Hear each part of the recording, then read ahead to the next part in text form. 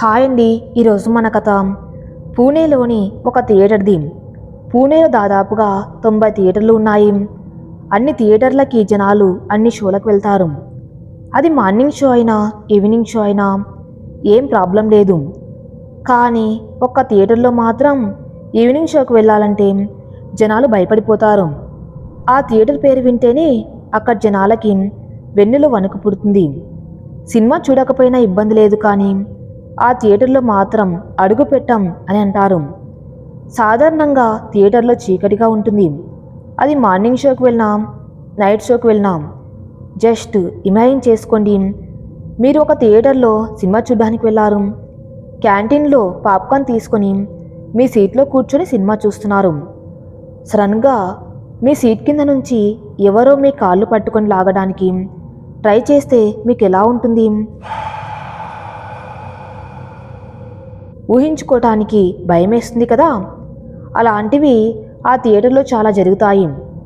ఆ థియేటర్ పేరు victory theatre. ఆ థియేటర్లో సినిమా చూసిన చాలామంది చెప్పేది ఏంటంటే, సినిమాలో కామెడీ సీన్ జరగకపోయినా వాళ్ళ వెనకాల నుంచి ఎవ్వరు నవ్వుతున్నట్టు సౌండ్ వినిపించేదని, వెనకాల ఎవరు లేకపోయినా సౌండ్ వచ్చేదని చెప్తుంటారు. ఇలాంటివి చాలా ఎక్స్పీరియన్స్ ఉన్నాయి అక్కడ జనాలకి. ఇలాంటిదే ఒకటి శ్రియ అనే అమ్మాయికి జరిగింది. అమ్మాయి వైజాగ్ నుంచి పూణేకి వెళ్ళింది. సో ఆ అమ్మాయికి ఆ థియేటర్ గురించి ఏం పెద్దగా తెలియదు. అసలు అమ్మాయికి ఏం జరిగిందో తెలుసుకునే ముందు ఇలాంటి హర్రర్ స్టోరీస్ కోసం ఈ ఛానల్ని సబ్స్క్రైబ్ చేసుకోండి. ఇక లేట్ చేయకుండా కథలోకి వెళ్దాం. శ్రియ వైజాగ్లో పుట్టి పెరిగిన అమ్మాయి. తనకు ట్రావెలింగ్ అంటే చాలా ఇష్టం. తన గోల్ ఏంటంటే ఇండియాలో ఉన్న అన్ని స్టేట్స్కి ట్రావెల్ చేయాలని. అలానే చాలా సిటీస్ తిరిగింది, చాలా ప్లేస్లు చూసింది. నెక్స్ట్ ట్రిప్ పూణేకి వెళ్ళాలని ప్లాన్ చేసుకుంది. పూణేలో ఉన్న తన ఫ్రెండ్ కూడా తనని రమ్మని చాలాసార్లు అడిగారు, కానీ కుదరలేదు. కానీ ఈసారి మాత్రం ఎట్టి పరిస్థితుల్లో పూణేకి వెళ్ళాలని డిసైడ్ అయ్యింది. తన ఫ్రెండ్స్తో కలిసి ఆ చుట్టుపక్కల ఉన్న ప్లేసెస్ ఎక్స్పీరియన్స్ చేయాలని అనుకున్నట్టు పూణే చేరుకుంది. సిటీ అంతా తిరిగి చూసింది. ఇంత అందమైన సిటీ చూడ్డానికి ఇన్ని రోజులు రానందుకు తనను తాను తిట్టుకుంది. ఎందుకంటే Pune is a beautiful city అని అనుకుంది. కానీ తను నెక్స్ట్ వెళ్ళబోయే ప్లేస్ తన జీవితాన్ని మార్చేస్తుందని అప్పుడు తనకు తెలియదు. ఆ రోజంతా తన ఫ్రెండ్స్తో కలిసి పూణే సిటీ అంతా ఎంతో ఎంజాయ్ చేస్తూ తిరిగింది. చీకటి పడుతుంది, కానీ తను మాత్రం అలసిపోలేదు. ఇంకా ఇంకా చూడాలని అనుకుంది. కానీ వాళ్ళ ఫ్రెండ్స్, ప్లీజ్ ఇక మాకు ఓపిక లేదు, రూమ్కి వెళ్ళి రూమ్లో కనీసం పార్టీ చేసుకుందాం పదా అని అంటారు. కానీ శ్రియకి రూమ్కి వెళ్ళాలని లేదు. అట్లీస్ట్ ఏదైనా మూవీకి వెళ్దాం అని ఫోన్ తీసి దగ్గరలో ఏదైనా మూవీ థియేటర్ ఉందేమో అని సెర్చ్ చేస్తుంది. ఏదో విక్టోరియా థియేటర్ అని 2 కిలోమీటర్స్ దగ్గరలో ఒక థియేటర్ ఉంది, అక్కడ మూవీకి వెళ్దామా అని అడుగుతుంది. ఆ థియేటర్ పేరు విన్న వాళ్ళ ఫ్రెండ్స్ ఏం మాట్లాడకుండా ఒకరి ముఖంలో ఒకరు చూసుకున్నారు. వాళ్ళలో ఒకరు, ఆ థియేటర్ కొద్దు, దాని గురించి నేను రకరకాలుగా విన్నాను, నైట్ టైం ఎవరు ఆ థియేటర్కి వెళ్ళరట, అక్కడికి వద్దు అని అంటుంది. కానీ శ్రియ మాత్రం ఏం పట్టించుకోకుండా తనొక్కతే క్యాబ్ బుక్ చేసుకుని ఆ థియేటర్కి వెళ్తుంది. థియేటర్ లైట్లన్నీ ఆన్ చేసి ఉన్నాయి, కానీ ఆ థియేటర్ చుట్టుపక్కల ఎవ్వరూ లేరు.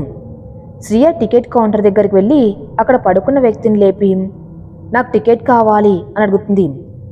ఆ వ్యక్తి కూడా షాక్ అయి తన వంక అలానే చూస్తూ ఉంటాడు. మీరు నిజంగా మూవీ చూస్తారా అని అడుగుతాడు. అవును, మూవీ చూడ్డానికి ఇక్కడ దాకా వచ్చాను అని శ్రియ సమాధానం ఇస్తుంది. సరే, కానీ మీ ఒక్కరి కోసం షో స్టార్ట్ చేయలేను, అట్లీస్ట్ ఒక 5-6 మంది అన్న ఉంటే షో స్టార్ట్ చేస్తాను అని అతను అంటాడు. అక్కడెవరూ లేరు. టికెట్ కొనడానికి ఇక చేసేదేమీ లేక శ్రియామణి 5-6 టికెట్లు తీసుకుంది. టికెట్స్ తీసుకొని తన హాల్లోకి వెళ్ళింది. మొత్తం థియేటర్ అంతా ఖాళీగా ఉంది. క్యాంటీన్లో ఎవరు లేరు, కారిడార్లో ఎవరు లేరు, వాష్రూమ్లో ఎవరు లేరు. మొత్తం థియేటర్ అంతా ఖాళీగా ఉంది. లోపలికి వెళ్ళిన శ్రియాకి అక్కడ ఎవరు లేకపోవడంతో ఇదేంటి కొత్త సినిమా, అందులోనూ మంచి టాక్ నడుస్తుంది, ఇంత పెద్ద సిటీ అయి ఉండి హాల్ ఇలా ఖాళీగా ఉండటమేంటి అని అనుకుంటుంది. సరేలే ఏం చేస్తావని వెళ్ళి ఒక సీట్లో కూర్చుంది. కాసేపటికి సినిమా స్టార్ట్ అయింది. కామెడీ సీన్స్ వస్తున్నాయి. తను నవ్వుతూ ఎంజాయ్ చేస్తుంది. మూవీ ఇప్పుడు సీరియస్ మూడ్లోకి వెళ్ళింది. కానీ వెనకాల ఎవరో నవ్వుతున్నట్టు అనిపించింది. తిరిగి చూస్తే అక్కడ ఎవ్వరు కనిపించలేదు. శ్రియ మనసులో కాస్త భయం మొదలైంది. కాసేపటికి వెనకాల ఎవరో మాట్లాడుతున్నట్టు అనిపించింది. కానీ ఈసారి శ్రియ తిరిగి చూసి ధైర్యం చేయలేదు. అలాగే మూవీ చూస్తూనే ఉండిపోయింది. నేను టికెట్ తీసుకుని వచ్చిన తర్వాత ఇంకెవరైనా వచ్చారేమో అని తనకు తాను సర్ది చెప్పుకుంది. మళ్ళీ వెనక నుంచి ఏవో సౌండ్ వస్తూ ఉంటే ఈసారి తను తిరిగి చూద్దాం అనుకునేసరికి ఇంటర్వెల్ వచ్చి హాల్లో లైట్స్ అన్నీ ఆన్ చేశారు. అప్పుడు వెనక్కి తిరిగి చూస్తే వెనకాల ఎవ్వరూ లేరు.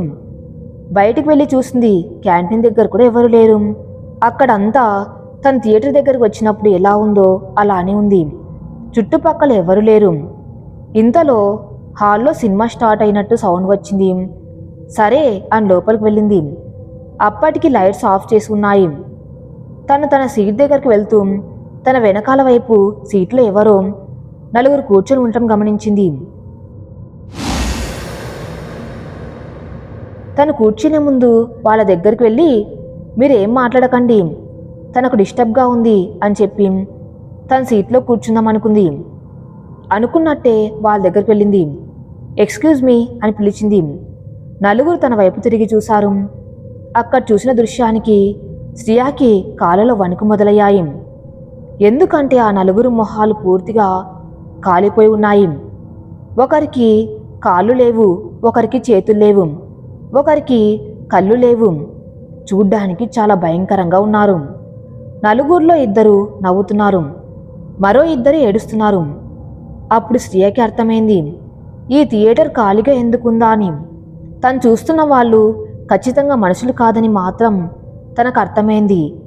చూడ్డానికి రాక్షసుల్లా ఉన్నారు. శ్రియ అక్కడి నుంచి పరిగెత్తింది. పరిగెడుతూ బయటకు వెళ్ళింది. అక్కడ ఒక వాచ్మెన్ కనిపిస్తే అతని దగ్గరికి వెళ్ళి జరిగిందంతా చెప్పింది. తను చెప్పిందంతా విని తనేమి రియాక్ట్ అవ్వలేదు. చాలా ప్రశాంతంగా, అందుకే మేడం నైట్ టైం ఇక్కడికి ఎవరు రారు, మీరు మార్నింగ్ రండి, ఎలాంటి ప్రాబ్లం లేదు, కానీ నైట్ మాత్రం ఇంకెప్పుడు రాకండి, ఎందుకంటే ఇక్కడ దొరికిన సంఘటనలు అలాంటివి. ఇవాళ మీ అదృష్టం బాగుంది, ప్రాణాలతో బయటపడ్డారు, కానీ రెండోసారి అవి మీకు ఆ ఛాన్స్ ఇవ్వవు. అసలు ఎవరు వాళ్ళు, అసలు ఇక్కడ ఏం జరిగింది అని అడుగుతుంది శ్రియ. మేడం ఈ థియేటర్ 100 సంవత్సరాల నాటిది, బ్రిటిష్ వాళ్ళు వాళ్ళ కోసం కట్టుకున్నది, అందులోకి ఇండియన్ని అలో చేసేవారు కాదు. 1940లో బ్రిటిష్ పాలనకి వ్యతిరేకంగా దేశమంతా నిరసన తెలుపుతున్న సమయం అది. కొంతమంది నిరసనకారకులకు మన దేశంలో బ్రిటిష్ వాళ్ళకంటూ ప్రత్యేకంగా ఒక చోటు ఉండటం వాళ్లకు నచ్చలేదు. థియేటర్కి పూణేలో ఉండే చాలామంది బ్రిటిష్ ఆఫీసర్స్ వచ్చేవారు. అప్పుడు ఒక ఫ్రీడమ్ ఫైటర్ ఆ ఆఫీసర్ సినిమా చూస్తూ ఉండగా బాంబు బ్లాస్ట్ చేయాలని ప్లాన్ చేస్తారు.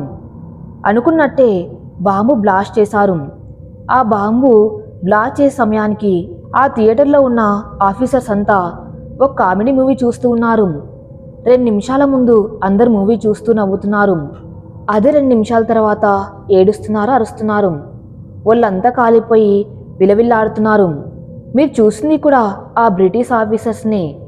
అందుకే ఈ థియేటర్కి నైట్ టైం ఎవ్వరూ రారు. ఇదంతా విన్న శ్రేయ భయంతో వణికిపోతుంది.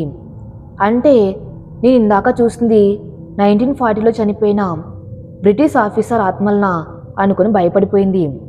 ఒక్కసారి ఆలోచించండి, మీరు ఒక వ్యక్తిని కలిసి అతనితో మాట్లాడారనుకోండి, కానీ కాసేపటికి ఆ వ్యక్తి చనిపోయి చాలా సంవత్సరాలైంది అని తెలిసిందనుకోండి, అప్పుడు మీకు ఎలా ఉంటుంది? మన దేశంలో ఇలాంటి చాలా ప్లేసెస్ ఉన్నాయి. ఆ ప్లేసెస్లో చాలా మందిని చంపేశారు, లేదా వాళ్ళే సూసైడ్ చేసుకుని చనిపోయి ఉంటారు. అలా చనిపోయిన వాళ్ళ ఆత్మలుగా మారి అదే ప్లేస్లో తిరుగుతూ ఉంటారు. అలాంటి ప్లేసెస్ని జనాలు హంటెడ్ ప్లేస్ అని అంటారు. నెక్స్ట్ టైం మీరు ఏదైనా సినిమాకి వెళ్ళినప్పుడు ఆ థియేటర్కి విక్టరీ థియేటర్ లాంటి హిస్టరీ ఉందేమో కనుక్కొని వెళ్ళండి. ఎవరికి తెలుసు, మీ సినిమా చూస్తూ ఉండగా మీ వెనకాల నుంచి ఎవరో నవ్వినట్టు సౌండ్ వినిపించి మీరు వెనక్కి తిరిగి చూస్తే. ఈ కథ ఇంతటితో సమాప్తం. ఇలాంటి మంచి హర్రర్ స్టోరీస్ కోసం నా ఛానల్ని ఫాలో అవుతూ ఉండండి. Thank you for listening.